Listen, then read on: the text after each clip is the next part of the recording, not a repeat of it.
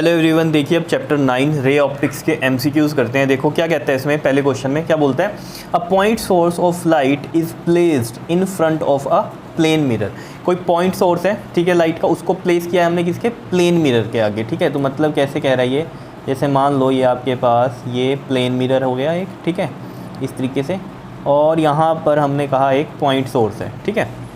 आगे क्या कह रहा है, ऑप्शंस में क्या कहता है, all the reflected rays meet at a point when produced backward. जितनी भी रिफ्लेक्टेड रेज हैं वो मीट करेंगी at a point when produced backward. मतलब जितनी भी रिफ्लेक्टेड रेज होंगी मीट करेंगी कहाँ पर, जब हम उनको बैकवर्ड करेंगे, ठीक है, प्रोड्यूस, तब मीट करेंगी एक पॉइंट पे, ठीक है। तो देखो कैसे होता है, बिल्कुल ऐसे होता है। देखो जैसे मान लो यहाँ से ये एक रिफ्लेक्टेड रे, मतलब ये इंसिडेंट हुई, ठीक है, और ये यहाँ से जब इंसिडेंट होगी तो जैसे मान लो ये है आपके पास पॉइंट सोर्स, इसकी यहाँ इमेज बनेगी, ठीक है। ये ऑब्जेक्ट मान लिया, ये हमने कहा ये इमेज बनेगी, ठीक है। तो देखो ये कैसे करता है, ये मिरर जो होता है आपका प्लेन वाला, किस तरीके से इमेज बनाता है, ये गई यहाँ पर देखो इस तरीके से, और ये एक्चुअल में ऐसे रिफ्लेक्ट कर रहा होता है, और इसको हमने जब बैक प्रोड्यूस किया इस तरीके से तो ये यहाँ पर मीट करता है। मान लो यहाँ से एक और गई इस तरीके से, ठीक है, तो ये भी क्या हो गया आपके पास इसी तरीके से, जैसे ये यहाँ से ऐसे रिफ्लेक्ट हुई, ये इंसिडेंट हुई, ये रिफ्लेक्ट हुई, और इसको हम बैक प्रोड्यूस करेंगे तो ये एक पॉइंट पे मीट करती हैं। तो ऐसे कितनी भी रेज आप बनाओ, जब उनकी रिफ्लेक्टेड रे बनाओगे तो उसको आप बैक प्रोड्यूस करोगे तो किसी एक पॉइंट पे मीट करेंगे। तो यानी कि ऑप्शन ए हमारा सही है। बाकी भी पढ़ लेते हैं, कोई दिक्कत नहीं है। क्या कहता है, only the reflected rays close to the normal, ठीक है, जो रिफ्लेक्टेड रेज क्लोज होंगी नॉर्मल के, meet at a point when produced backward. जैसे मान लो यहाँ से हमने कहा कि ये नॉर्मल हो गया एक, ठीक है, ये नॉर्मल हो गया, ठीक है। अब ये रे इसके पास है नॉर्मल की, एक रे ऐसे गई, मान लो इस नॉर्मल से थोड़ा सा दूर है, ठीक है। किस तरीके से बनाए हम, इस तरीके से बना लो इसको, या यहाँ पर एक नॉर्मल बनाया ना आपने, ठीक है, ये नॉर्मल एक ऐसे कंसीडर कर लो, एक ये वाला ऐसे, ठीक है। अब मतलब इस वाले नॉर्मल लाइन के ये पास हो गई, और अगर और हम बनाए, ये बना दी हमने एक ऐसे, ठीक है, तो ये दूर हो गई, तो ये भी क्या करेगी, यहीं पर मीट करेगी। कैसे, देखो ज़रा, ये इस तरीके से यहाँ पर ये रिफ्लेक्ट करेगी, ठीक है, और ये ऐसे बैक प्रोड्यूस होगी, ठीक है। तो मतलब ऐसे आप बना सकते हो इसको, क्लियर है। जैसे यहाँ पर भी आप करोगे अगर इस तरीके से, ठीक है, तो ये बैक प्रोड्यूस ऐसे करेगी, मान लो ये रिफ्लेक्टेड रह गई और ये इसको हमने बैक प्रोड्यूस किया तो यहीं बनेगी। तो मतलब क्या है, इस नॉर्मल के चाहे पास है चाहे दूर है, सभी लाइन्स क्या होंगी, रिफ्लेक्टेड वाली जो होंगी, बैकवर्ड अगर प्रोड्यूस करेंगे तो वो मीट ही करेंगी एक ही पॉइंट पर, ठीक है। तो ऑप्शन बी गलत हो गया। सी में क्या कह रहा है, कह रहा है only the reflected rays making a small angle with the mirror meet at a point when produce backward. नहीं, ऐसा नहीं है, ओनली द बोल रहा है reflected rays making a small angle, जो कि स्मॉल एंगल बना रही है मिरर के साथ, नहीं, सारी होंगी ये तो, ठीक है, चाहे स्मॉल है चाहे लार्ज एंगल है, ठीक है। उसके बाद क्या कहता है, light of different colours, light of different colours make a different images. देखो डिफरेंट कलर्स की जो लाइट होती है ना, वो डिफरेंट इमेजेस कहाँ बनाती हैं, याद रखना, लेंस में बनाती हैं, ठीक है, जिसको हम बोलते हैं क्रोमेटिक एब्रेशन होता है, एक डिफेक्ट होता है वहाँ पर ये लेंस में, ठीक है। तो वो क्या होता है, डिफरेंट कलर्स ऑफ लाइट होगी तो डिफरेंट इमेजेस बनती हैं लेंस में, मिरर में नहीं बनती, पहले तो ये बात है, ठीक है। तो ये पॉइंट भी गलत हो गया, तो यानी कि ए हमारा ऑप्शन बिल्कुल सही है। नेक्स्ट पे चलते हैं, देखो सेकंड पे क्या कहता है, total internal reflection can take place only if, क्या कह रहा है, total internal reflection can take place only if, A में क्या कह रहा है आपको यहाँ पर, light grows from optically rare to optically denser medium. देखो तो TIR मतलब टोटल इंटरनल रिफ्लेक्शन की आपके पास दो कंडीशंस होती हैं, क्या होती थी, एक तो जो एंगल ऑफ इंसिडेंस है वो ग्रेटर होना चाहिए क्रिटिकल एंगल से, पता है ये आपको, जैसे हम कहते थे ये हमारा यहाँ रेयरर हो गया और यहाँ पर ये डेंसर है, ठीक है।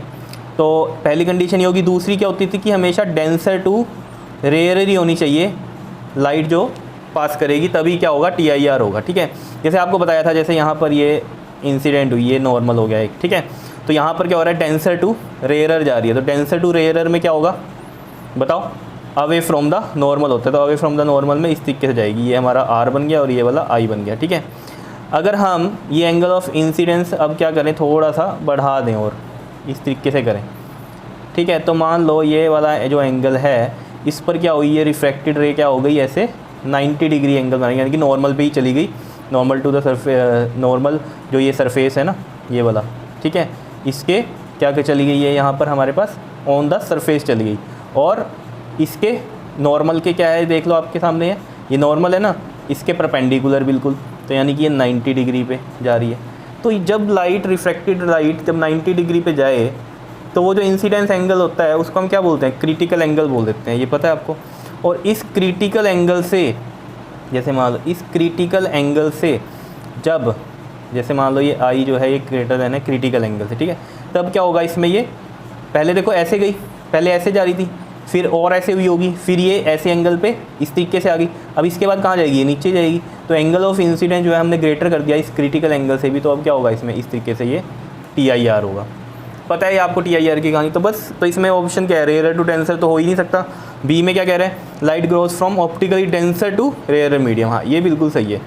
अगला क्या कह रहा था point, the refractive indices of the two media are widely different, मतलब रिफ्रैक्टिव इंडेक्स दो मीडियम के क्या कह रहा है वो वाइडली डिफरेंट हैं। उसके बाद क्या कह रहा है, वाइडली डिफरेंट की कहानी नहीं है खाली, ठीक है ना, क्या होना चाहिए, वो जानी चाहिए denser to rare. The refractive indices of the two media are close to each other, ये भी कुछ नहीं है, ठीक है, डेंसर टू रेयर होना चाहिए, क्लोज और उसका नहीं है कुछ भी। क्लियर है, बताओ। उसके बाद चलते हैं, देखो क्वेश्चन नंबर 3 पे, देखो क्या कहता है इसमें, कहता है a point object is placed at a distance of 30 centimetre from a convex mirror. कोई पॉइंट ऑब्जेक्ट है जिसको हमने प्लेस किया कितने डिस्टेंस पे, 30 centimetre from the convex mirror of focal length 30 centimetre. अब कई बच्चे इसको देखते ही समझेंगे फोकल लेंथ 30 है और डिस्टेंस भी जो पॉइंट ऑब्जेक्ट है वो 30 है, यानी कि फोकस पे हमने रखा है तो इमेज कहाँ बनेगी, इन्फिनिटी पे बनेगी, ये चीज़ आप समझ जाओगे, है ना। लेकिन ध्यान दो ये कन्वेक्स मिरर है, अब देखना इसमें कहानी कैसे चेंज हो जाएगी, तो इन्फिनिटी आंसर नहीं होगा। देखो कैसे, देखो कन्वेक्स मिरर है तो हम कैसे बनाएंगे कन्वेक्स मिरर को, इस तरीके से बनता है कन्वेक्स मिरर, ठीक है। और अगर आपको पता है कन्वेक्स मिरर में ये, अगर हम इसको ऐसे बनाएंगे स्फेरिकल पूरा, तो ये इसका रेडियस ऑफ कर्वेचर बनेगा, यानी कि सेंटर ऑफ कर्वेचर, यहाँ से ये रेडियस और उसके हाफ में ये हमारे पास ये F बनता है, इस साइड राइट साइड बनता है, लेफ्ट साइड नहीं बनता। और ऑब्जेक्ट कहाँ रखा हुआ है, इधर लेफ्ट साइड है, place at a distance of 30 centimetre, तो यहाँ 30 सेंटीमीटर पे कहीं पॉइंट ऑब्जेक्ट ये हमने रखा हुआ है, ठीक है, 30 सेंटीमीटर पे, जो कि हमारा U है। क्लियर है। अब अगर ये होता कौन सा, कनकेव, ठीक है ना, कनकेव में फिर बनती कहानी ऐसे, और इसमें फिर F भी इधर होता आपका और ऑब्जेक्ट भी यहीं पर ही रखा हुआ है, तो फोकस पे रखते तो इन्फिनिटी पे बनती, वो चीज़ क्लियर हो जाती। लेकिन इसमें तो कन्वेक्स बोल रहा है, ठीक है ना, तो इसको तो सोल्व करना पड़ेगा आपको।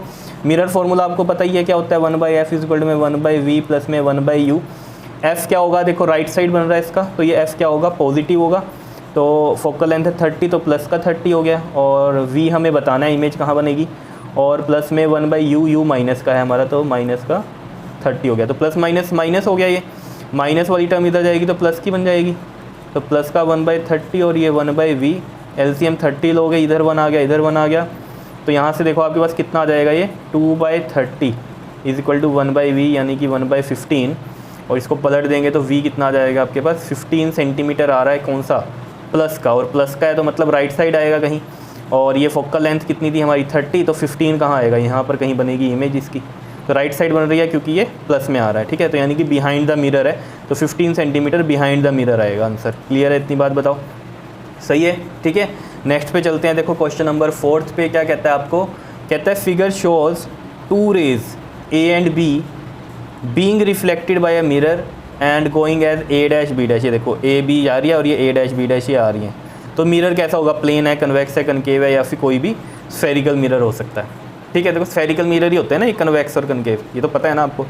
देखो जब भी पैरेलल रेज इंसिडेंट और पैरेलल रेज ही चली जाएं तो वो कौन सा मिरर होता है, प्लेन मिरर होता है, पहली बात तो याद रखना है। क्यों, देखो प्लेन मिरर में किस तरीके से जाएंगे, जैसे ये आपके पास हमने एक प्लेन मिरर इस तरीके से बना दिया, ठीक है, तो ये ऐसे जाएगा, ठीक, ये गई इस तरीके से, और इस पर ये नॉर्मल है अगर हमारा, ठीक है, तो ये इस तरीके से आएगा आपका, ये हो गया, ठीक है, यहाँ से जाएगी ऐसे, तो ये इस तरीके से, तो पैरेलल गई पैरेलल ही आई, इस तरीके से बनती है, ठीक है।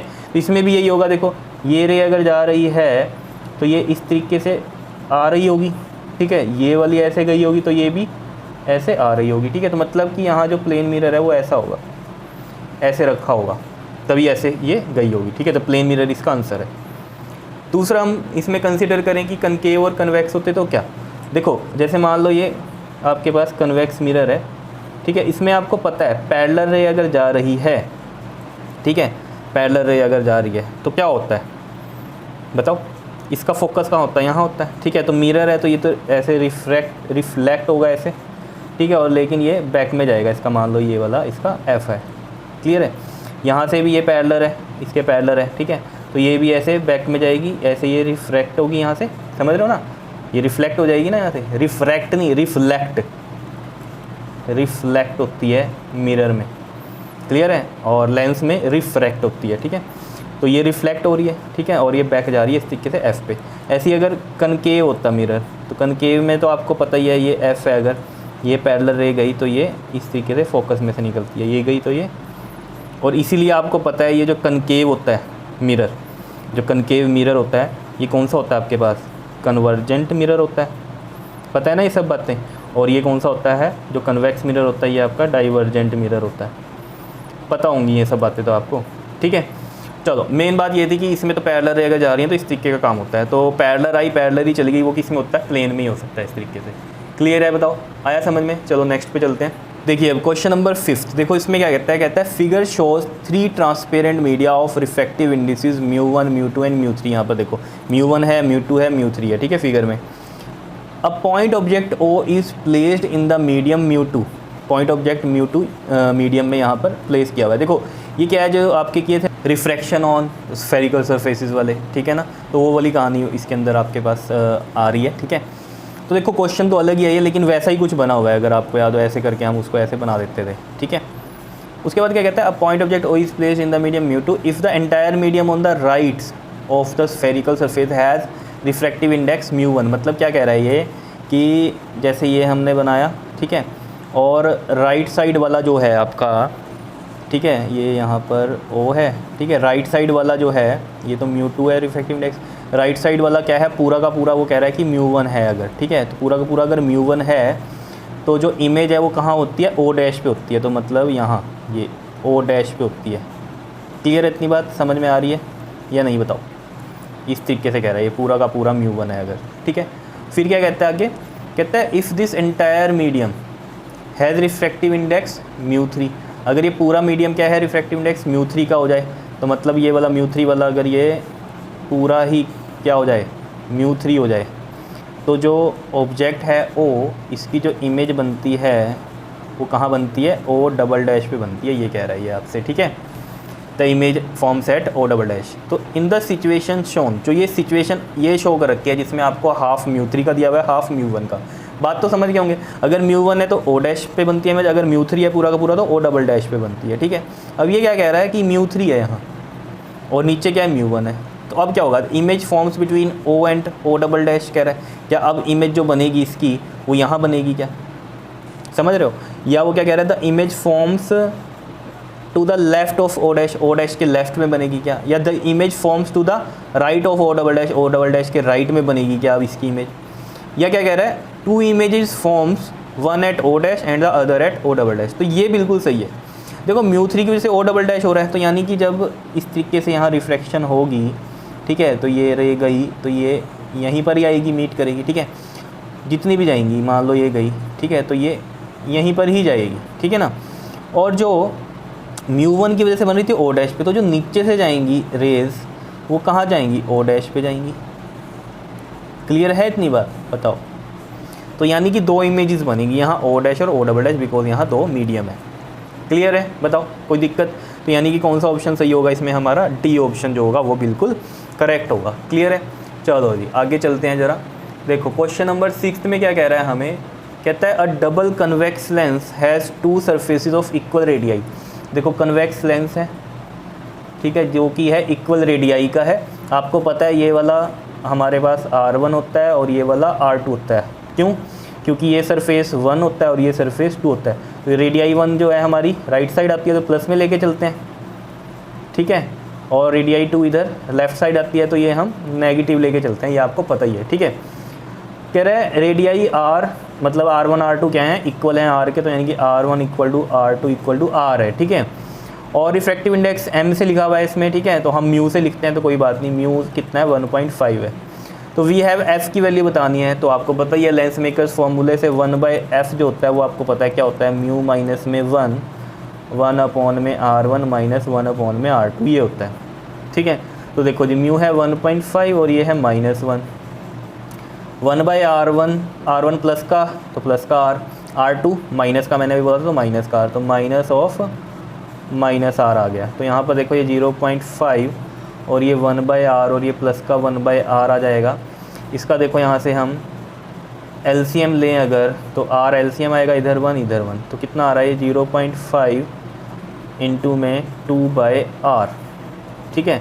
तो मतलब ये कितना बन गया आपके पास, पॉइंट हटाएंगे तो 10 लगेगा और 5 2 ज़ा 10, 2 से 2 ये कट गया, ठीक है। तो यहाँ से हमारे पास 1/f इजिकल टू में 1/r आ रहा है, तो यानी कि f इजिकल टू में r आ रहा है, ठीक है ना। तो ऑप्शन बी हमारा करेक्ट होगा। क्लियर है, सिंपल क्वेश्चन था। नेक्स्ट देखो क्या कहता है 7th में, कहता है a point source of light is placed at a distance of 2f from the converging lens. अब लेंस के बारे में समझो ज़रा, कन्वर्जिंग कौन सा होता है, कन्वेक्स होता है कन्वर्जिंग, ठीक है। अगर आपको याद हो इस तरीके से आती थी हमारे पास, ये कन्वेक्स था, ठीक है। यहाँ से मान लो ये रेज जा रही हैं पैरेलल, ठीक है, इसकी फोकस इधर होती है प्लस में हम कहते हैं, ठीक है। तो ये इस तरीके से होता है, तो ये कन्वर्जिंग लेंस होता है हमारा कन्वेक्स वाला। कनकेव में क्या होता है, कनकेव ऐसा होता है ना, ठीक है।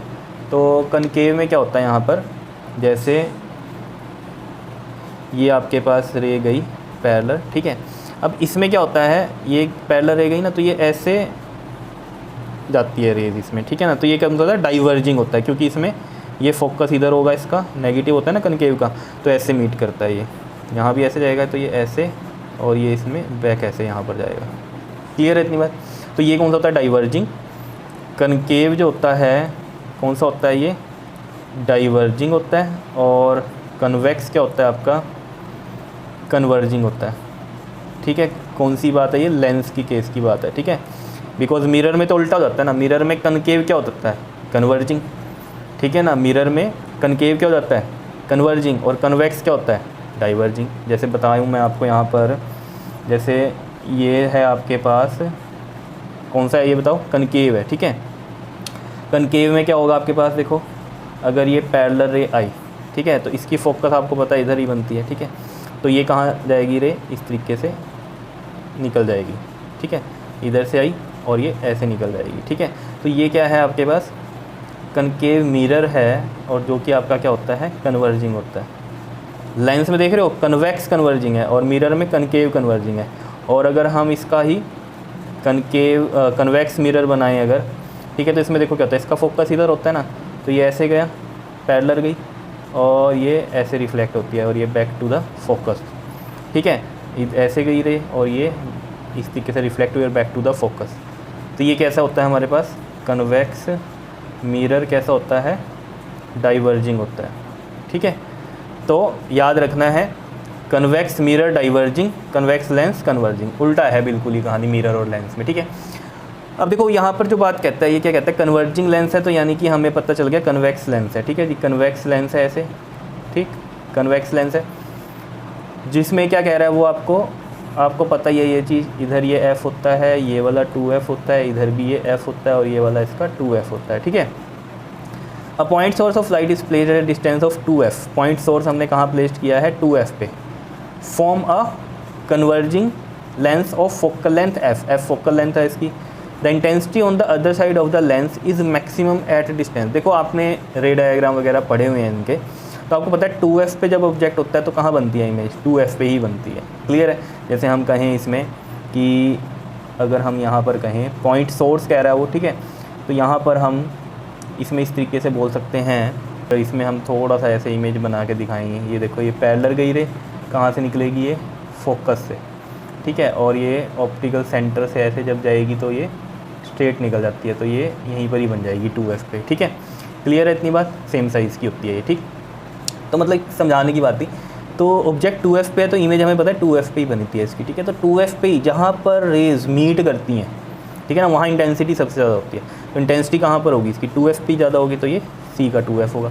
देखो ये हमें पता है कि मीट जहाँ होंगी वहाँ पर इंटेंसिटी ज़्यादा होगी, लेकिन ये नहीं पता ना कि 2f पे अगर ऑब्जेक्ट है तो कहाँ इमेज बनेगी। तो वो हमें पता होना चाहिए कहाँ बनती है, 2f पे बनती हैं, याद है ना। ये यहाँ पर हो अगर पीछे होता है इसके तो f और 2f के बीच में, 2f पे तो 2f पे, और आगे जाएंगे तो ये इधर से आगे बढ़ती जाएगी इमेज, f पे आएंगी तो इन्फिनिटी पे ही चल जाती है। पता है ये सब आपको, ठीक है। क्लियर है, समझ में आया इतना। चलो आगे चलते हैं। देखिए अब क्वेश्चन नंबर 8 देखो, इसमें क्या कहता है, a parallel beam of light is incident on a converging lens. एक पैरेलल बीम ऑफ लाइट है, इंसिडेंट हो रही है किस पे, वो कन्वर्जिंग लेंस पे, यानी कि वो कौन सा है आपके पास, कन्वेक्स लेंस ही है जो कि कन्वर्जिंग होता है हमारा, टू इट्स प्रिंसिपल एक्सिस। तो देखो ज़रा क्या हो रहा है इसके अंदर, आपके पास पैरेलल बीम ऑफ लाइट आ रही हैं, ठीक है, जो कि हैं इस प्रिंसिपल एक्सिस के पैरेलल, यहाँ इसका फोकस होता है, ठीक है। तो ये पैरेलल आ रही हैं तो कहाँ से निकलेंगी, ये फोकस से निकलेगी, यहाँ से गई है पैरेलल तो ये कहाँ से निकलेगी, फोकस से ही निकलेगी। क्लियर है, क्या कह रहा है वो, as one move away from the lens, as one move from the lens on the other side on its principal axis the intensity of light. देखो ये क्या कह रहा है, इस लेंस के इधर, इस लेंस के यहाँ से हम मूव करना शुरू करें तो क्या हो रहा है इंटेंसिटी ऑफ लाइट से, तो देखो यहाँ मैक्सिमम इंटेंसिटी ऑफ लाइट होगी, बिकॉज यहाँ पर क्या कर रही है, मीट कर रही है रेस, ठीक है। तो यहाँ मैक्सिमम है, तो यानी कि जब हम यहाँ से चले तो यहाँ से धीरे धीरे धीरे धीरे बढ़नी शुरू हुई और यहाँ पर मैक्सिमम हुई, और फिर इसके इधर जाएंगे तो ये डिक्रीज़ होनी शुरू हो जाएगी इंटेंसिटी ऑफ लाइट। तो मतलब क्या हो रहा है, पहले इंक्रीज़ हो रही है और फिर डिक्रीज़ हो रही है, तो यानी कि ऑप्शन कौन सा है, डी सही है कि first increase then decrease. Clear है, नेक्स्ट पे चलते हैं। देखो इंपॉर्टेंट है क्वेश्चन नंबर 9, कहता है a symmetric double convex lens is cut in 2 equal parts. देखो कन्वेक्स लेंस है, ठीक है, उसको कट किया in 2 equal parts by a plane perpendicular, देखो टू द प्रिंसिपल एक्सिस। देखो प्रिंसिपल एक्सिस ये है, ठीक है, और इस प्रिंसिपल एक्सिस के ऐसे परपेंडिकुलर इसको हमने ऐसे कट किया है, ठीक है, कट कर दिया। तो मतलब अब जब ये बना होगा नया तो ये इस तरीके से बन गया होगा, देखो ऐसे ये हो गया और एक ये हो गया ऐसे, ठीक है, इस तरीके से कट हो गया। If the power of the original lens was 4D, मतलब यहाँ पर जो पावर है ओरिजिनल लेंस की वो 4 डायोप्टर है, the power of a cut lens भी, अब इस कट लेंस की बतानी है आपको कि कितनी होगी, ठीक है, मतलब P डैश आपको इसमें बताना है कितना होगा, ठीक है। देखो एक चीज़ को समझो पहले, तो जब भी लेंस इस तरीके से कट किया हो ऐसे, ठीक है, तो पावर याद रखना क्या हो जाती है, हाफ हो जाती है, ठीक है। और अगर लेंस ये प्रिंसिपल एक्सिस है ऐसे कट किया हो ऐसे, तो मतलब ये हाफ ऐसे रह गया ऊपर और ये हाफ ऐसे नीचे रह गया, तब पावर क्या रहती है, सेम रहती है, ये चीज़ याद रखना, ठीक है। इसको मैथमेटिकली भी करके देख लेते हैं। देखो सबसे पहले आप यहाँ पर लगाओ लेंस मेकर्स फॉर्मूला में 1/f इज इक्वल टू में म्यू माइनस 1 और यहाँ पर आता है 1/r1 माइनस 1/a में r2। देखो सिमेट्रिक डबल कन्वेक्स लेंस है तो ये जो इसका सरफेस 1 है और ये सरफेस 2 है, तो इसकी जो रेडियाई 1 है और रेडियाई 2 है वो किसके इक्वल होगी, यहाँ पर r के इक्वल मान लेंगे हम, ठीक है। और रेडियाई 1 आपको पता है कौन सी होती है, ये राइट साइड जाती है तो प्लस में, और रेडियाई 2 लेफ्ट साइड जाती है तो माइनस में होती है, ठीक है। तो यहाँ से अगर आप देखो तो म्यू माइनस 1 और ये बन जाएगा आपका 1 में r माइनस में 1 और ये माइनस का r2 क्या हो जाएगा, माइनस का हो जाएगा, बिकॉज ये लेफ़्ट साइड में है, ठीक है। तो देखो म्यू माइनस 1 और ये कितना बन रहा है आपके पास 1/r प्लस में 1/r, ठीक है। तो ये कितना आ जाएगा म्यू माइनस 1 और यहाँ से ये r, तो ये म्यू माइनस 1 और ये 2 है साथ में, मैंने आगे लिख दिया, और ये r आ गया, ये आ गया 1/f यहाँ से। बताओ कोई दिक्कत इसमें, तो यहाँ से अगर हम देखें f की वैल्यू जो होगी वो कितनी आ जाएगी, r/2 म्यू माइनस में 1 आ जाएगी, ठीक है। अब यही चीज़ इस पे अप्लाई करो, इस वाले पे, तो यहाँ पर जो हो जाएगी हमारे पास 1 में f dash is equal to में क्या हो जाएगा, म्यू माइनस 1।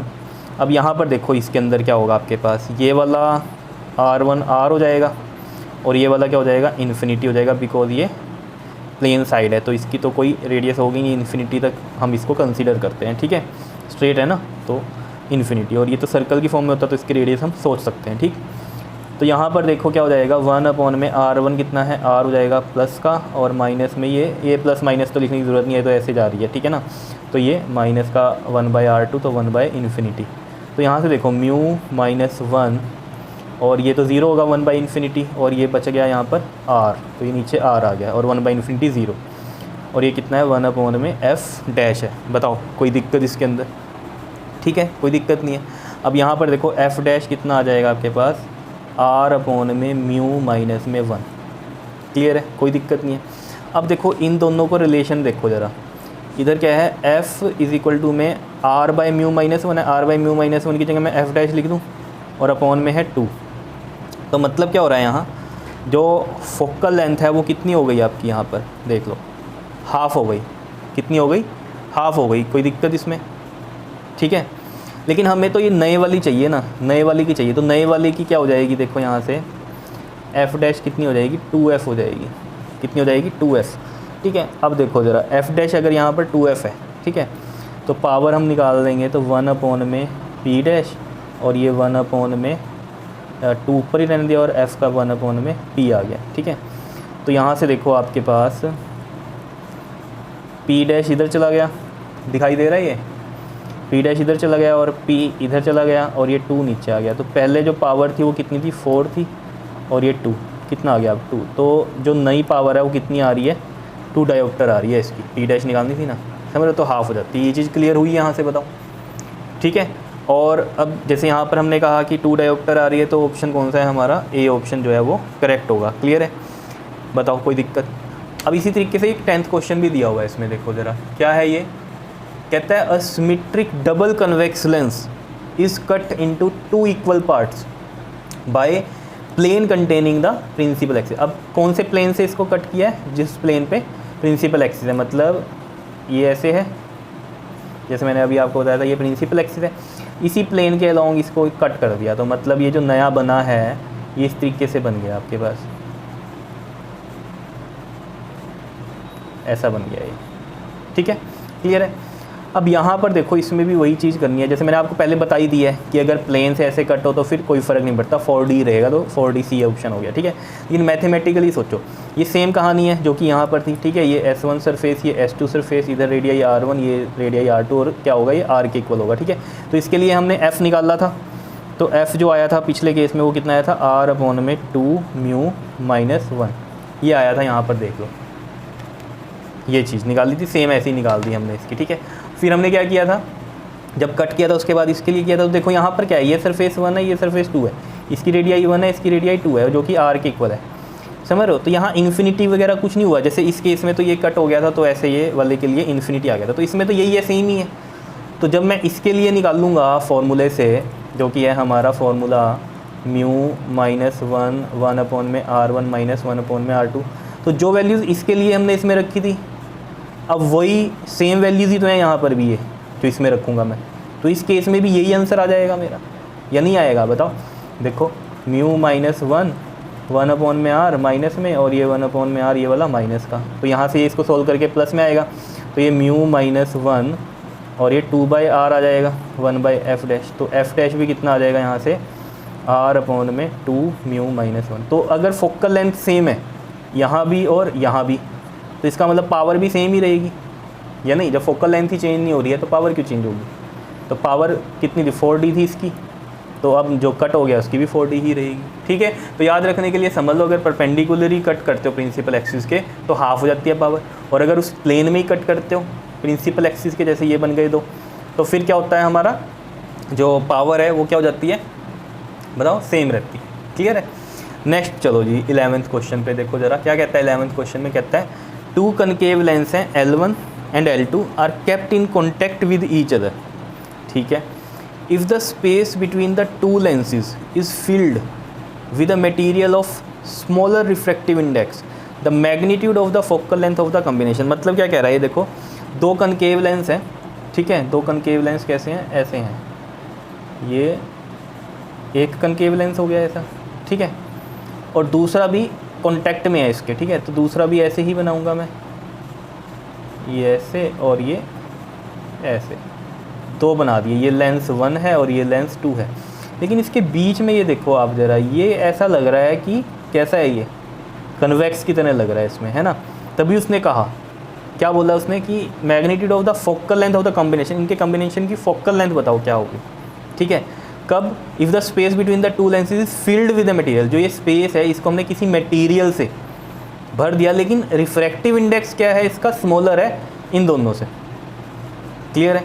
देखो एक चीज़ को समझो, सिंपल सी कहानी है, क्या, जैसे मान लो ये एक लेंस है, ठीक है, बाहर जो सराउंडिंग में रिफ्रैक्टिव इंडेक्स है μ1 है, ठीक है, और ये है μ2 इसका रिफ्रैक्टिव इंडेक्स। अगर तो μ2 ग्रेटर है μ1 से, तब तो ये क्या है, जैसा बना हुआ है शेप का वही बिहेव करेगा, मतलब कि कन्वेक्स है तो कन्वेक्स की तरह ही बिहेव करता है। लेकिन अगर अंदर का रिफ्रैक्टिव इंडेक्स कम हो बाहर वाले से, यानी कि बाहर वाला ज़्यादा हो, तो फिर ये अपना जो है नेचर चेंज कर लेते हैं। अगर ये कन्वेक्स था तो क्या बन जाएगा, ये कनकेव बन जाता है। क्या इतनी बात क्लियर है या नहीं है बताओ। ये चीज़ हम प्रूफ भी कर सकते हैं। देखो कैसे, देखो आपको लेंस मेकर्स फॉर्मूला पता है क्या होता है, वो 1/f इक्वल टू में म्यू माइनस 1 अपॉन में R1 माइनस 1 अपॉन में R2, ठीक है। लेकिन ये ऐसा नहीं होता ना, यहाँ पर क्या होता है अगर आपको याद हो, ये μ2 माइनस में μ1 होता है, ठीक है। फिर इसको हम चेंज करते हैं कैसे, μ2 को भी μ1 से डिवाइड कर देते हैं और इधर भी μ1 को μ1 से, ठीक है, डिवाइड कर देते हैं यहाँ पर इस तरीके से। तो ये बनता है आपके पास μ2/μ1 और ये माइनस का 1 ऐसा, ठीक है। और ये 1 अपॉन में R1 माइनस 1 अपॉन में R2 होता है। क्या इतनी बात क्लियर है या नहीं है बताओ। और इस μ2/μ1 को हम क्या लिख लेते हैं, म्यू लिख लेते हैं, ठीक है। तब ये फॉर्मूला आपके पास बनता है। क्लियर है इतनी बात या नहीं बताओ। कोई दिक्कत इसमें है, कोई दिक्कत, ठीक है। तो मतलब मेरा कहने का क्या था कि ये फार्मूला इस तरीके से बनता है आपका, ठीक है। तो मेन मैं यहाँ से कौन सा फार्मूला लेना चाहूँगा, 1/f इक्वल टू में ये वाला नंबर μ2/μ1 और माइनस में 1 और यहाँ से ये 1 अपॉन में R1 माइनस में 1 अपॉन में R2, ठीक है। अब देखो जैसे हमने यही वाला लिया, हमने कौन सा है हमारा, ये कन्वेक्स है, ठीक है। तो इसमें ये वाला R1 हो जाता है और ये वाला R2 हो जाता है, ठीक है। और ये दोनों में R हम इसमें कंसीडर कर सकते हैं, ठीक है। तो ये चीज़ देखो आपको खुद पता है, ये R1 क्या होता है हमारा, प्लस का रहता है, और ये R2 किसका होता है हमारा, माइनस का होता है। क्लियर है इतनी बात। तो ये माइनस और माइनस क्या बन जाते हैं हमारे पास, प्लस के बन जाते हैं, ठीक है।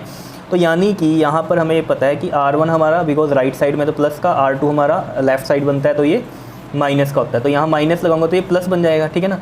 तो ये टर्म तो पॉजिटिव ही आती है, ठीक है। अब बात को समझो, अब अगर ये μ2 ज़्यादा है किससे, μ1 से, अगर μ2 ज़्यादा है μ1 से, तब तो ये वैल्यू क्या होगी, 1 से बड़ी आएगी, और बड़ी में से 1 माइनस करेंगे तो हम यहाँ पर पॉजिटिव ही आएगा हमारा, ठीक है। कब का केस है ये, जब μ2 ग्रेटर है μ1 से, तो फिर तो फोकल लेंथ क्या आएगी, पॉजिटिव आएगी, यानी कि कन्वेक्स है, कन्वेक्स की फोकल लेंथ प्लस होती है। लेकिन अगर उल्टा हो जाए, अगर क्या हो इसमें μ1 ग्रेटर हो जाए, ये वाला केस हो जाए μ1, अगर यहाँ μ1 देखो ये चीज़ तो यही रहेगी, एक प्लस एक माइनस, तो माइनस माइनस प्लस करके ये तो प्लस ही आएगा, ठीक है।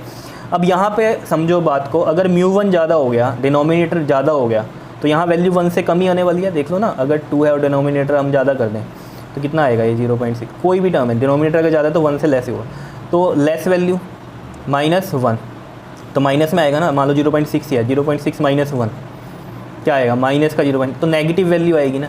तो नेगेटिव प्लस मल्टीप्लाई होते हैं तो नेगेटिव होता है। तो f क्या होगा यहाँ, नेगेटिव। नेगेटिव किसकी होती है, कनकेव की। तो ये कनकेव की तरह बिहेव करेगा अगर अंदर जो है रिफ्रैक्टिव इंडेक्स कम है बाहर वाले से। ये चीज़ समझ में आ रही है, ठीक है। नहीं तो बस याद रखो ये चीज़। क्लियर है बताओ, कोई दिक्कत इसके अंदर, ठीक। अब देखो ज़रा, इसमें अगर हमने इसमें पहले कुछ मटेरियल फिल नहीं कर रखा है तो इसमें जो पावर होगी वो क्या होगी हमारी, फोकल लेंथ की बात कर रहा है यहाँ पर, ठीक है। तो चलो पावर देखते हैं। पावर क्या होगी, P1 प्लस में P2, और फोकल लेंथ क्या हो जाएगी 1/f इक्वल टू में 1 अपॉन में f1 प्लस में 1 अपॉन में f2, लेकिन माइनस की होगी ये। क्यों, क्योंकि ये कैसे हैं आपके पास कनकेव लेंसेज हैं, उनकी माइनस में होती है, ठीक है। क्लियर है। अब जब हमने इसमें मटेरियल फिल कर दिया, ठीक है, तो जब फोकल लेंथ होगी वो क्या होगी, देखो एक तो इसी की होगी 1 अपॉन में f1 माइनस में 1 अपॉन में f2, ठीक है। प्लस ही करा है लेकिन यहाँ माइनस का प्लस माइनस माइनस जैसे यहाँ किया, ठीक है।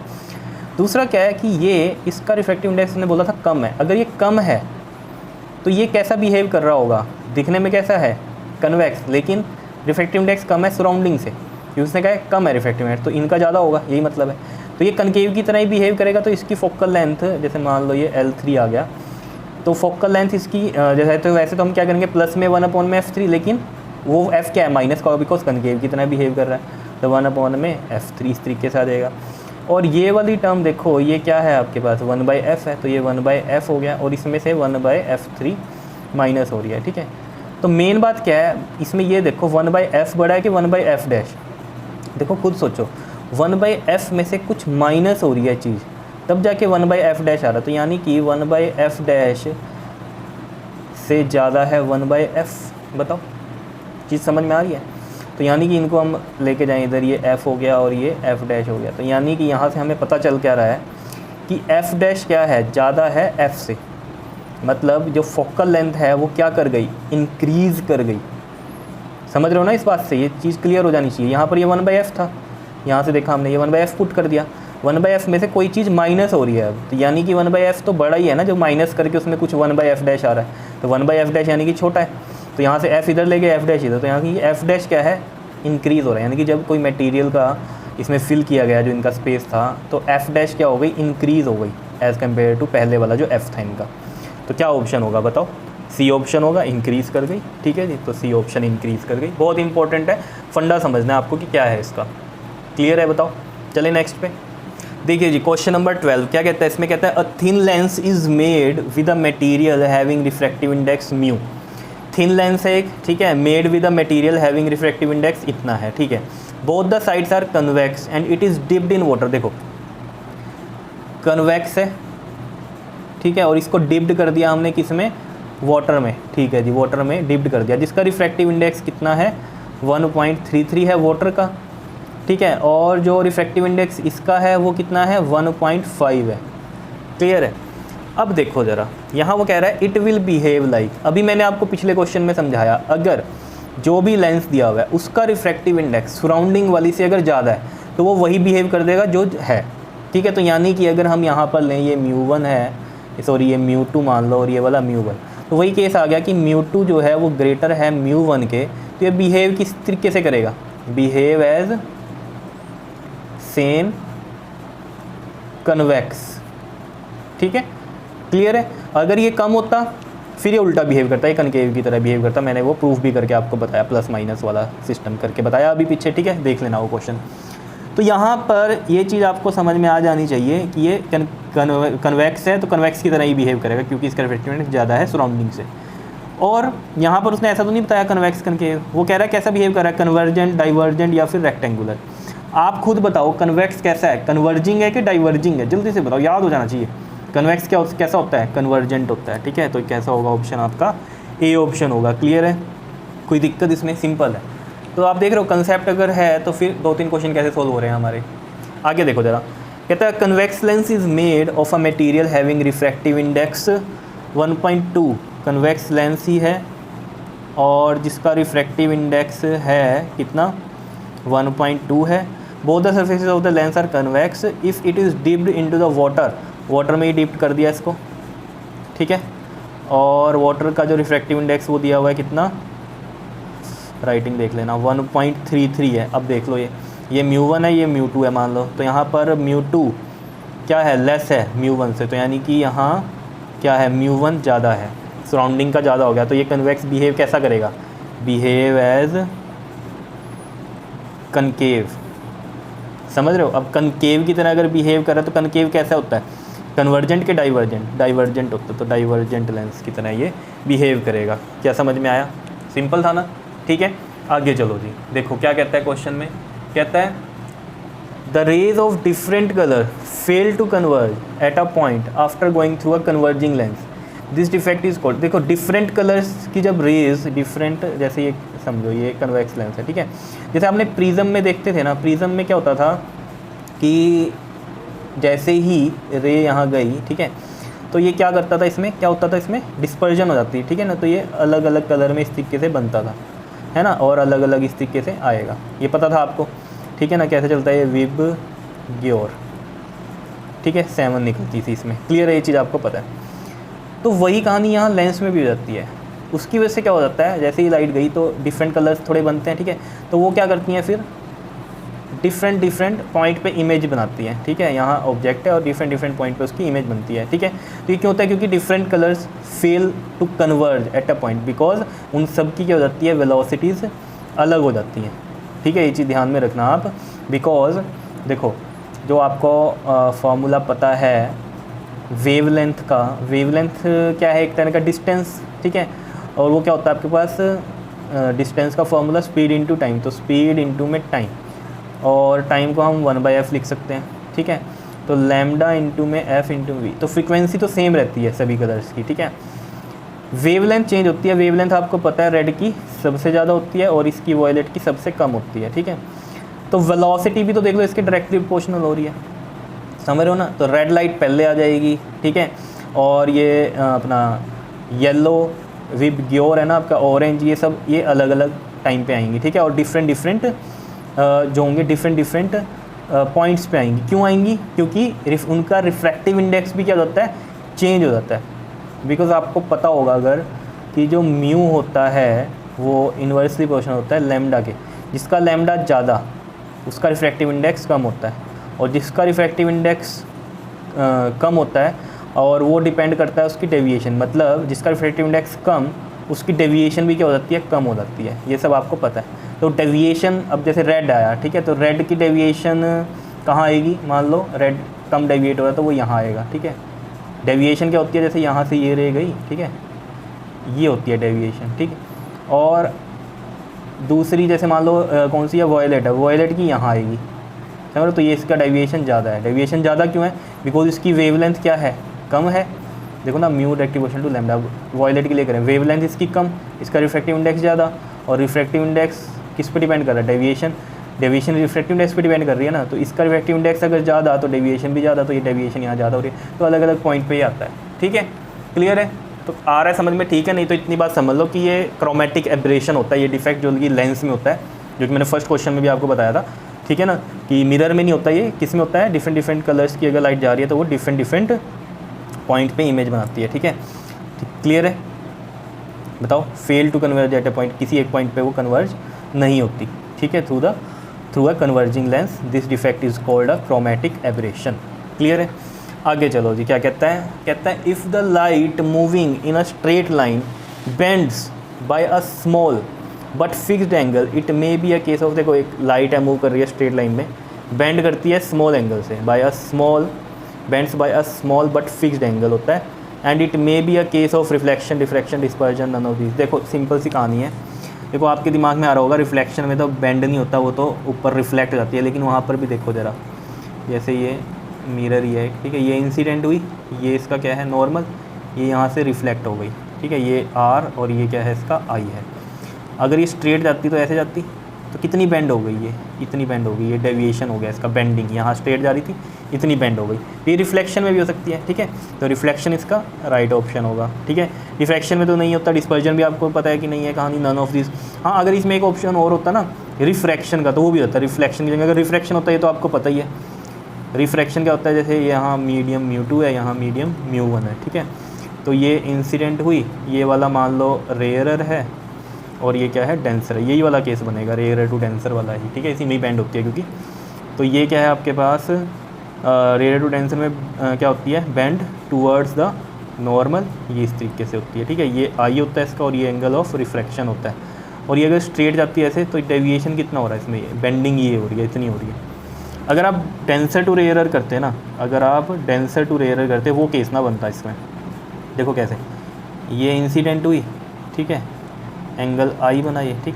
डेंसर टू रेयरर कैसे जाती है, अवे फ्रॉम द नॉर्मल, तो अवे फ्रॉम द नॉर्मल ये होती है, ठीक है, तो ये इसमें एंगल ऑफ रिफ्रैक्शन बनता है। और स्ट्रेट ऐसे जा रही होती तो बेंड तो नहीं हो रही ना, ये समझ रहे, तो अवे फ्रॉम द नॉर्मल जा रही है, ठीक है। बेंड क्या होता है, ये ऐसे जा रही थी तो इधर बेंड होती है, बेंडिंग ये होती है। क्लियर है इतनी बात? बताओ कोई दिक्कत इसमें, समझ में आ रही है बात, ठीक है। तो ये रिफ्लेक्शन हो गया, और या फिर रिफ्रैक्शन का ये वाला केस हो सकता है इसमें, सही है, बताओ।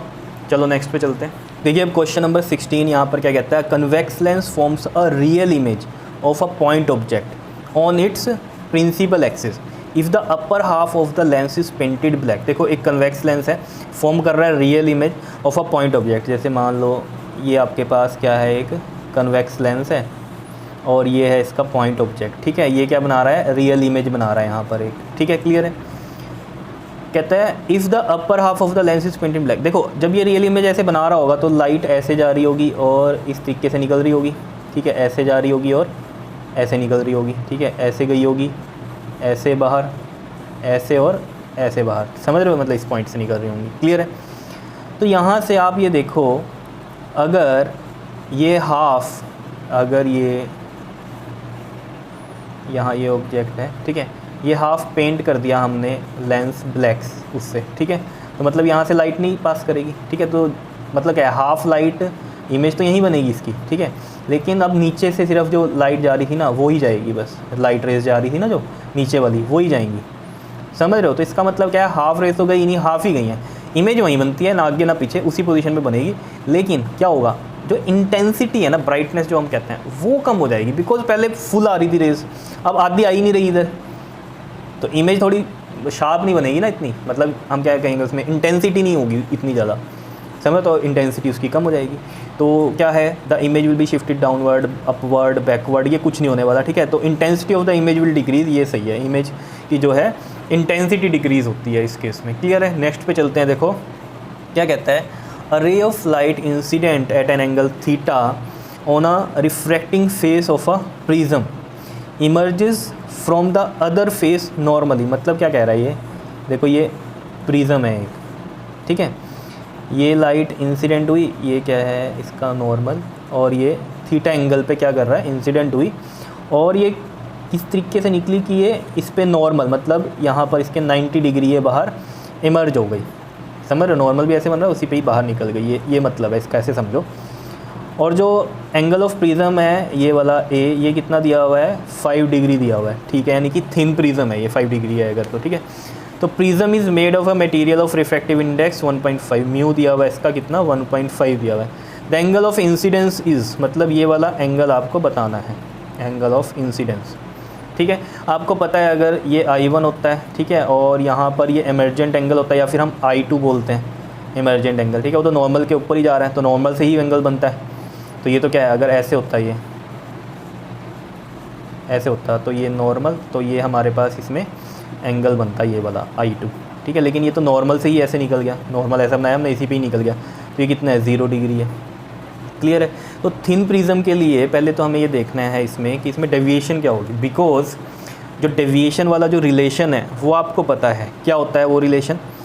जब मैंने डेविएशन ऑफ प्रिज्म बताया था उसमें बताया था आपको डेविएशन क्या होता है, डेल्टा इक्वल टू में I1 प्लस में I2 माइनस में A होता है, यानी कि डेल्टा I1 प्लस में ये वाला इमर्जेंट एंगल बोलते हैं हम इसको, तो ये डेल्टा हमें चाहिए, बिकॉज I1 हम निकाल ही लेंगे, ये 0 है, ये 5 है, ठीक है। तो उसके लिए थिन प्रिज्म के लिए जो डेविएशन है वो आपको पता है क्या होती है, म्यू माइनस 1 इंटू में A, तो म्यू है 1.5 माइनस 1, और A कितना है इसमें हमारे पास, एंगल ऑफ प्रिज्म इज़ 5, तो ये 0.5 इंटू में 5 कितना आ रहा है, ये आपके पास 2.5 आ जाएगा डेविएशन, ठीक है। तो यहाँ पर देखो ज़रा, ये 2.5 I1 हमें निकालना है थीटा, प्लस में ये 0 और ये माइनस का 5, तो 5 इधर जाएगा तो प्लस का हो जाएगा, और ये I1 कितना आ जाएगा, ये आपके पास 7.5, तो I1 कितना आ रहा है 7.5 डिग्री, तो यानी कि ऑप्शन ए जो है वो सही होगा। आया समझ में कैसे किया, सिंपल बिल्कुल, ठीक है।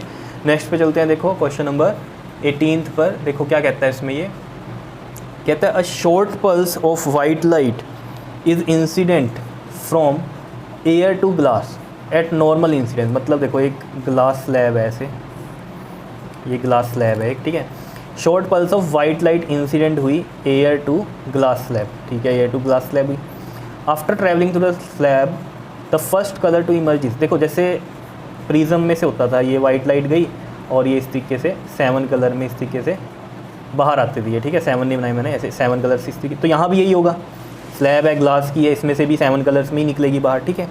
अब वो क्या कह रहा है कि फर्स्ट कलर टू इमर्ज, जो सबसे पहला कलर यहाँ से निकलेगा वो कौन सा होगा, ठीक है। वैसे तो 7 निकलेंगे, सबसे पहले कौन सा निकलेगा, तो बिल्कुल सिंपल है कहानी। देखो आपको पता है जो इसका पैटर्न होता है वो कौन सा होता है, विप ग्योर होता है ना, red, orange, yellow, green, blue, indigo, violet. Red की वेवलेंथ जो होती है सबसे ज़्यादा होती है और वॉयलेट की सबसे कम होती है, ये आपको पता है।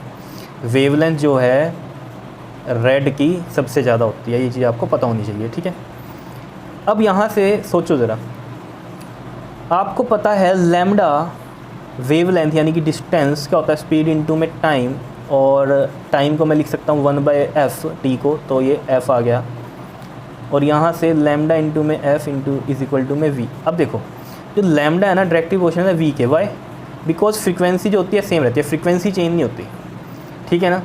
तो लैम्डा रेड का सबसे ज़्यादा है, तो वेलोसिटी भी रेड वाले की सबसे ज़्यादा होगी, तो वही सबसे पहले निकलेगी बाहर, समझ रहे हो। तो आंसर क्या होगा इसका, रेड होगा, यानी कि ऑप्शन डी जो है हमारा वो करेक्ट होगा। क्या बताओ, क्लियर है या नहीं है, इतनी बात आई बात समझ में, बताओ, ठीक है। अगर वो कहता है सबसे बाद में कौन सा निकलेगा, तो वेवलेंथ सबसे कम किसकी है, वी की है, वी की मतलब कि वॉयलेट की है, तो इसकी वेवलेंथ कम, तो फिर वेलोसिटी भी कम, तो ये सबसे बाद में निकलेगा, ठीक है, ऐसे भी क्वेश्चन पूछ सकता था आपसे।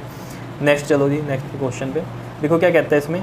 कहता है an object approaches a convergent lens, convergent कौन सा होता है लेंस, कन्वेक्स होता है, ठीक है, convergent lens from the left of the lens with a uniform speed of 5 metre per second. मतलब देखो इसको ऐसे समझो, ये क्या है, एक कन्वेक्स लेंस है, ठीक है। इसमें क्या कह रहा है वो, एक ऑब्जेक्ट अप्रोच कर रहा है कन्वर्जेंट लेंस को फ्रॉम द लेफ्ट, लेफ्ट यही है, ये लेफ्ट होता है, ये राइट होता है, ठीक है। लेफ्ट से अप्रोच कर रहा है विद यूनिफॉर्म स्पीड कितनी है, 5 मीटर पर सेकेंड की है, ठीक है जी। यहाँ से कोई ऑब्जेक्ट है जो कि इसको अप्रोच कर रहा है 5 मीटर पर सेकेंड की कॉन्स्टेंट उससे, ठीक है। और स्टॉप हो रहा है फोकस पे आके, मतलब मान लो ये यहाँ f है इसका, और यहाँ ये 2f है, और यहाँ ये वाला f हो गया, और ये वाला इसका 2f हो गया, ठीक है। अब वो क्या कह रहा था, image moves away from the lens with an uniform speed of 5 metre per second. देखो move away from the lens तो होगी, है हमें पता है, क्यों पता है हमें, देखो आपको पता है अगर 2f से पीछे है ऑब्जेक्ट, ठीक है, तो वो f और 2f के बीच में कहीं बनता है, ये पता होने चाहिए आपको रे डायग्राम्स। अगर 2f पे ऑब्जेक्ट है तो 2f पे ही बनता है, और 2f से f के बीच में अगर है यहाँ पर कहीं तो वो इधर ही जाता है, ठीक है। और जैसे ही f पे पहुँचता है, f पे कहाँ बन जाती है इमेज, इन्फिनिटी पे चली जाती है, ये पता है आपको। तो यानी कि जा तो वो कैसे रहा है, move away from the lens ही जा रहा है। तो मूव टूवर्ड्स वाली तो ये कहानी गलत ही होगी, नीचे वाली तो move away from the lens with an uniform speed, uniform speed तो नहीं है इसकी, क्यों नहीं है यूनिफॉर्म स्पीड, देखो यहाँ तो 5 मीटर पर सेकंड से ही मूव कर रहा है, 2f पे था तो 2f पे था, फिर 2f से जब f की तरफ जा रहा था तो वो कितनी तेज़ी से भाग रहा है इधर, इमेज जो है इतनी तेज़ी से चल रही है कि जैसे ही f पे आई क्या हुआ, वो इन्फिनिटी पे चली गई इमेज। तो यहाँ से तो इतना ही डिस्टेंस इसने कवर किया, और यहाँ 2f से वो कहाँ चली गई इमेज, इन्फिनिटी पे, तो यानी कि यूनिफॉर्म स्पीड तो नहीं है। Move away from the lens with an uniform acceleration, फिर क्या कह रहा है, move away from the lens with a non uniform acceleration, समझ रहे हो, नॉन यूनिफॉर्म एक्सेलरेशन भी कह रहा है, ठीक है। तो बताओ आप खुद सोचो, अवे तो हो रहा है, यूनिफॉर्म स्पीड से भी नहीं हो रहा, ठीक है, वो तो देख लो जहाँ 2f और f के पास आया, यहाँ f तक आया, ये तो इन्फिनिटी पे पहुँच गया, 2f पे, यहाँ भी इमेज 2f पे, लेकिन जैसे ये f पे आया तो इन्फिनिटी पे पहुँच गया। तो यानी कि एक्सेलरेशन भी यूनिफॉर्म नहीं है, कोई कांस्टेंट जो हम बात करें इसके अंदर कि एक्सेलरेशन भी कांस्टेंट नहीं है। क्लियर है इतनी बात कि एक प्रोपोर्शन में वो बढ़ रहा हो, ठीक है ना, कि 5 मीटर पर सेकंड से ही वो बढ़ता जा रहा है, बढ़ता जा रहा है, बढ़ता जा रहा है, ऐसा भी नहीं है, समझ रहे हो। तो यानी कि वो नॉन यूनिफॉर्म, ये तो साफ ही दिख रहा है हमें, f से वो सीधा इन्फिनिटी पे पहुंच गया, 2f पे f पे था, जैसे वो इतने से डिस्टेंस में आया यहाँ f पे, तो यहाँ इमेज इन्फिनिटी पे चलेगी, तो नॉन यूनिफॉर्म एक्सेलरेशन की कहानी हुई, तो सी ऑप्शन जो होगा हमारा करेक्ट होगा। क्लियर है, समझ में आ रहा है, चलो नेक्स्ट पे चलते हैं। देखिए अब क्वेश्चन नंबर 20 देखो, इसमें क्या कहता है, a passenger in the aeroplane shall never see a rainbow may see primary and secondary rainbow as a concentric circles. देखो पहली तो ये बात पता होनी चाहिए आपको, रेनबोज जो भी होते हैं ना कोसेंट्रिक सर्कल्स की फॉर्म में होते हैं ऐसे, ठीक है ना, ऐसे ये होते हैं, ठीक है, जैसे ये मैंने थोड़ा सा ही बनाया, ठीक है। जो आपको पार्ट दिखाई देता है ना वो इतना दिखाई देता है ऐसे, समझ रहे हो, ये आर्क्स दिखाई देती हैं आपको जब आप अर्थ पे होते हो, क्यों, बिकॉज आप हो यहाँ पे, ठीक है, इस पोजीशन पे हो, तो आपका अब ये इतनी बड़ी अर्थ है ऐसे, ठीक है, तो ये पार्ट इतना आपका जो है फ्रेम है देखने का, ठीक है, तो आप ये चीज़ देख पा रहे हो, क्लियर है। लेकिन जब यहाँ से आप थोड़ा सा ऊपर जाओगे, यहाँ पर जाओगे, ठीक है, तो आपको ये क्या दिखेगा, पूरा सर्कल भी दिख सकता है, क्लियर, यानी कि एरोप्लेन कितनी हाइट हो कि आप ये पूरा सर्कल देख सकते हो, ठीक है। तो may see a primary and secondary rainbow as a concentric circle देख सकते हैं हम, अगर एरोप्लेन में है तो कोसेंट्रिक सर्कल्स देख सकते हैं, ठीक है। थर्ड कह रहा था क्या, may see a primary and secondary rainbow as a concentric arcs, arcs तो हमें दिखती हैं, नॉर्मल अर्थ पे भी दिखती हैं, shell never see a secondary rainbow, ऐसा भी नहीं है, दिख सकते हैं एक पर्टिकुलर हाइट पे, लेकिन सर्कल्स की फॉर्म में दिखेंगे, बिकॉज ये होते तो सर्कल्स की फॉर्म में ही बनते हैं, हमें अर्थ पे आर्क्स में दिखते हैं, ठीक है, क्लियर। नेक्स्ट चलते हैं जरा, देखो क्या कहता है, 21st क्वेश्चन बहुत इंपॉर्टेंट है ये, कहता है you are given 4 source of light, each one providing a light of a single colour, red, blue, green and yellow. 4 source हैं हमारे पास, ठीक है, सिंगल कलर के अलग अलग, रेड, ब्लू, ग्रीन, रेड है, ब्लू है, ग्रीन है, और कौन सा है, red, blue, green and yellow है, ये है, ठीक है। और विब ग्योर की कहानी क्या होती है, विब ग्योर ये होता है, ठीक है ना, रेड की वेवलेंथ सबसे ज़्यादा और इसकी सबसे कम, ठीक है ना, इसके प्रोविजन में रेड की ज़्यादा, ऑरेंज की उससे कम, येलो की फिर उससे कम, ग्रीन की उससे कम, ठीक है, ये सब होगा, ठीक है। तो अगर मैं इसमें इनका ऑर्डर लगाऊं, ठीक है ना, वेवलेंथ के अकॉर्डिंग, तो रेड की वेवलेंथ सबसे ज़्यादा, किससे ज़्यादा होगी वो इन चारों के कंपैरिजन में? कौन सा आ रहा है इधर? ऑरेंज इसमें नहीं है, येलो है, ठीक है, येलो से ज़्यादा, फिर ग्रीन, ठीक है ना, येलो की ग्रीन से ज़्यादा है यहाँ के कंपैरिजन में, फिर ब्लू आ रहा है इधर, है ना, फिर ब्लू की आ रही है सबसे बाद में वेवलेंथ। चलो ये चीज़ आपको ध्यान में रखनी चाहिए, वेवलेंथ का ये मैंने बना दिया यहाँ इन चारों के रिस्पेक्ट में, ठीक है। आगे कहता है suppose the angle of refraction for a beam of yellow light, angle of refraction for a beam of yellow light corresponding to a particular angle of incidence at the interface of two media is 90 degree. क्या कह रहा है? 90 degree. मतलब क्या कह रहा है यहाँ पर, समझो इसको बात को, कह रहा है ये है आपके पास, ठीक है, एक मतलब यहाँ पर ये रिफ्रैक्टिव इंडेक्स μ1 कह लो, ये वाला μ2 कह लो, ठीक है। ये कह रहा है कि जब ये लाइट ऐसे गई, ठीक है, तो जो रिफ्रैक्टेड एंगल है वो कितना बन रहा है? 90 डिग्री बन रहा है इंटरफेस पे, ये वाला। तो ऐसी गई होगी वो, डेंसर टू रेयर ही गई होगी, ठीक है। और ये है इसका एंगल आई। क्लियर? अब हमें पता है जब भी ऐसा कुछ होता है, ठीक है, 90 डिग्री पे जा रहे हो, तो हमें पता है ये जो इंसिडेंस एंगल होता है ये क्रिटिकल एंगल बन जाता है, ठीक है। तो यानी कि ये चीज़ है, हुई है इसमें येलो लाइट के केस में, येलो के केस में, ठीक है।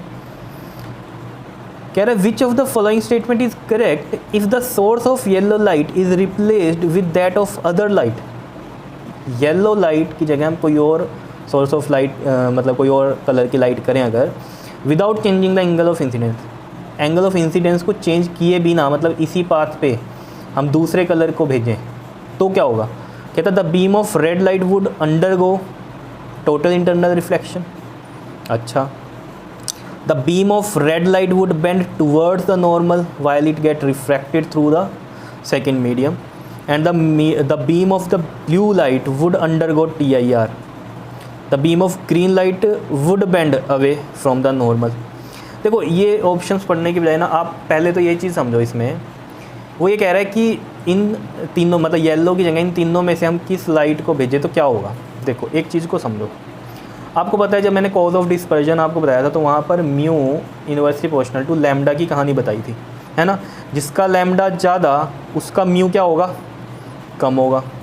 क्लियर है इतनी बात? कोई दिक्कत इसमें? और आपको पता है क्रिटिकल एंगल की कहानी साइन IC वाली, ये क्या होता है? 1/μ होता है। मतलब क्या है यहाँ पर कहने का कि जिसका रिफ्रैक्टिव इंडेक्स ज़्यादा होगा, जिसका रिफ्रैक्टिव इंडेक्स ज़्यादा होगा उसका क्रिटिकल एंगल क्या होगा? कम होगा। यही मतलब हुआ या नहीं? बताओ। उसका क्रिटिकल एंगल क्या होगा? कम होगा।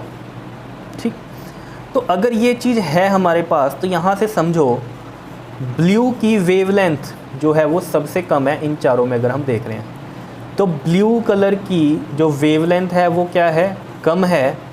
अगर ये कम है तो म्यू इसका क्या होगा? बताओ।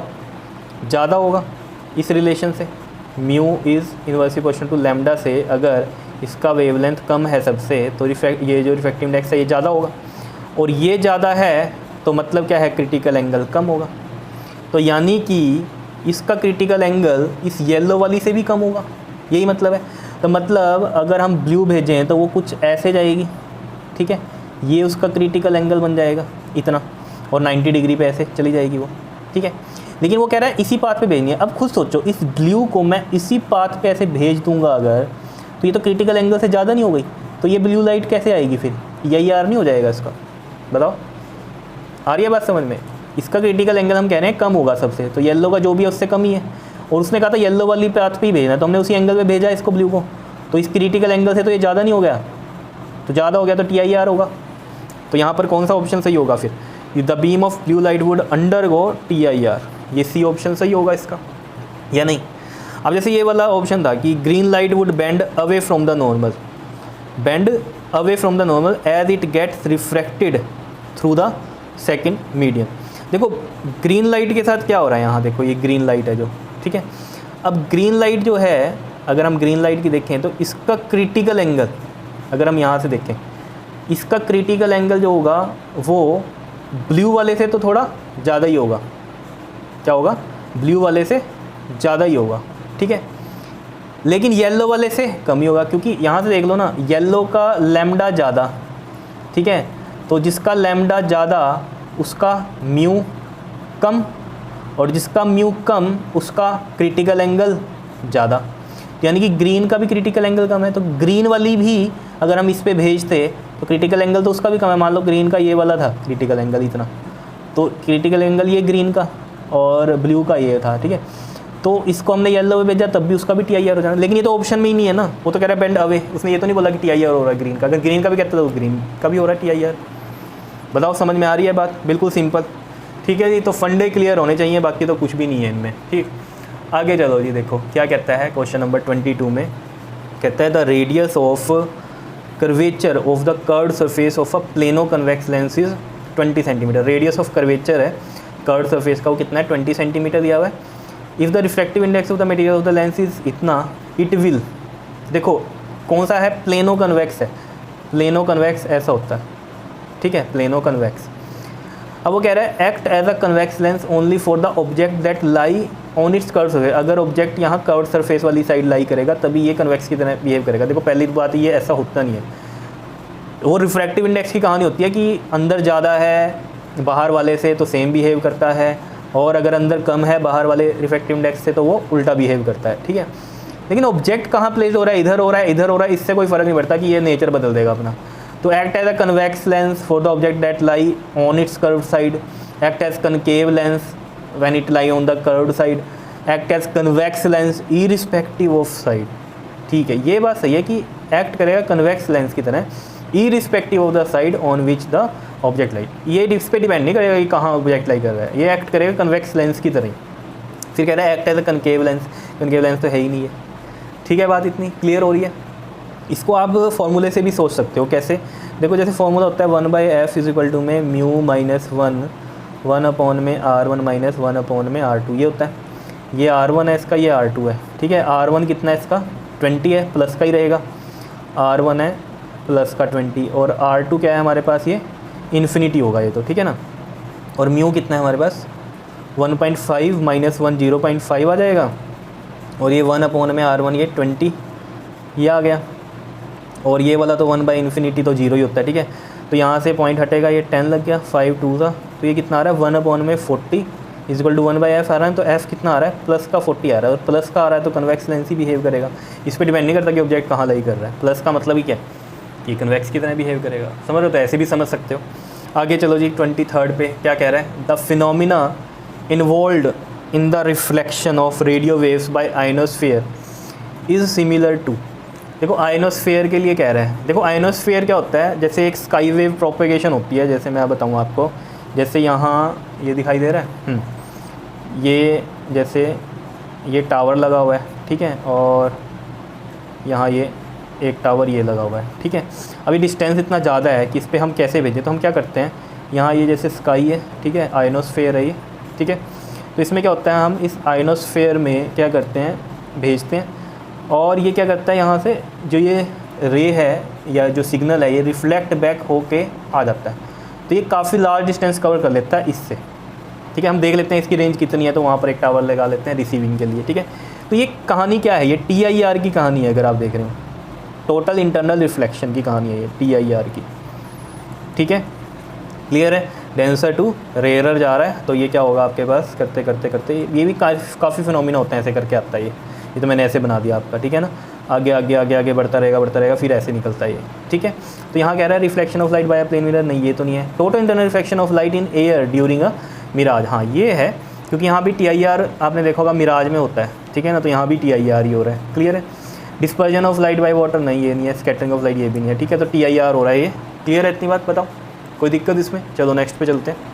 देखो क्वेश्चन नंबर 24, इसमें क्या कहता है? The direction of ray of light incident on a concave mirror, ये कनकेव मिरर बनाया हुआ है, is shown by a PQ ray, ये PQ से इंसिडेंट रे बनाई। While direction in which the ray would travel after the reflection is shown by 4 rays. इसकी reflection ऐसे show कर रखी है, एक ये हो गई, एक ये जा रही है, एक ये जा रही है, ठीक है, और एक आगे ऐसे जा रही है, ठीक है। 4 rays mark this, which of the 4 rays correctly shows the direction of reflected ray. तो ये तो बड़ा सिंपल है यार। देखो फोकस से जा रही है तो कैसे जाएगी? पैरेलल ही जाएगी, तो ये सेकंड रे जा रही है, क्योंकि देखो ना आपको पता है ना ये कनकेव है मान लो, ठीक है, ये इसकी फोकस है। अगर पैरेलल रे आती है तो फोकस से निकलती है, तो उल्टा भी तो हो सकता है, फोकस से जा रही है तो वो कैसे जाएगी, पैरेलल जाएगी ना, तो वो चीज़ है। ठीक है, क्लियर है। नेक्स्ट देखो जी 25th क्या कहता है, the optical density of turpentine is higher than that of water. Water से इस टर्पेंटाइन की जो डेंसिटी है वो ज़्यादा है। ठीक है, while its mass density is lower. ठीक है, मास डेंसिटी से तो हमें कोई मतलब नहीं है, ठीक है, वो लोअर है। ठीक है, समझ रहे हो, टर्पेंटाइन की मास डेंसिटी कम है लेकिन ऑप्टिकल डेंसिटी ज़्यादा, तो हमें तो ऑप्टिकल डेंसिटी से मतलब है यहाँ। Figure shows a layer of turpentine floating over a water. ठीक है जी, इन अ कंटेनर। देखो ये टर्पेंटाइन होता क्या है आपके पास, जैसे टर्पेंटाइन ऑयल होता है ना वैसे ही, लेकिन ये क्या करते हैं हम इसमें, इसको जैसे फ्लूइड होगा एक तरह का, इसको ऑब्टेन करते हैं हम बाय द डिस्टिलेशन। ठीक है, डिस्टिलेशन किसकी होती है, resins of the living trees. ठीक है ना, तो रेजिन्स को हार्वेस्ट करते हैं लिविंग ट्री में से।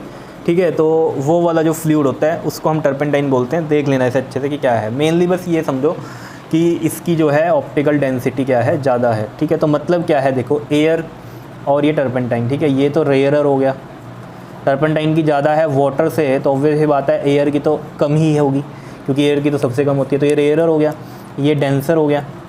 और ये फिर डेंसर के कंपैरिजन में अगर इसमें देखें वाटर का कम है तो ये फिर रेयरर हो गया। ठीक है, तो देखो यहाँ से रेस कैसे जानी चाहिए, देखो ये है आपके पास और एक ये है, इस तरीके से समझो। देखो ये एयर है, ये टर्पेंटाइन हो गया, ये वाटर हो गया। ठीक है, rare to denser to rare, rare to denser कैसे जाती है, जैसे ये इंसिडेंट हुई।